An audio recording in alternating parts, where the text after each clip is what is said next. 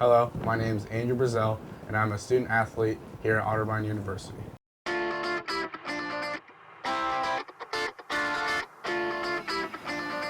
It's definitely really difficult being a student athlete. Trying to balance your school and your athletics can be hard for any person, and it's really difficult, definitely for a football player, because you're coming in your first year and you have to live with it in your first semester. My free time is actually really limited, but as a student athlete, you do have some free time. It's usually after practice or even after your classes, you'll have a little bit of time, so you got to really make sure you're using your time wisely and you're really being time efficient throughout your whole day, and make sure you're using all the hours of the day to get your schoolwork done and also practice. I wouldn't necessarily say that traveling is that bad because we're in the OAC, we're in the Ohio Athletic Conference, so we really only travel like anywhere in Ohio.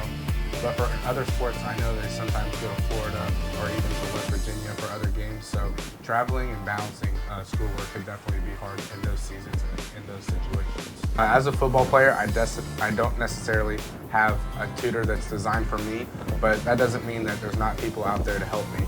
There's people like in the writing center and the math center and people in like student success and student affairs who are willing to help me and willing to help me balance my schoolwork and my athletics. I balance my schoolwork with my athletics by making sure that my schoolwork comes first. So if I have any homework assignments or papers to do, I'm gonna make sure that gets done first. But you gotta be really time efficient when you're a student athlete. So you gotta make sure that you're doing things in a timely manner and making sure that there's really not too many distractions around you. My favorite thing about being a student athlete is that I get to have a high-level education, and I also get to play the sport I love at the same time. And having that balance is what makes being a student athlete so great. So for us as football players, we're usually required for 3 hours a day of practice, but that doesn't include any film sessions that we have with maybe our individual coaches, or also any lift sessions that we have with our coaches.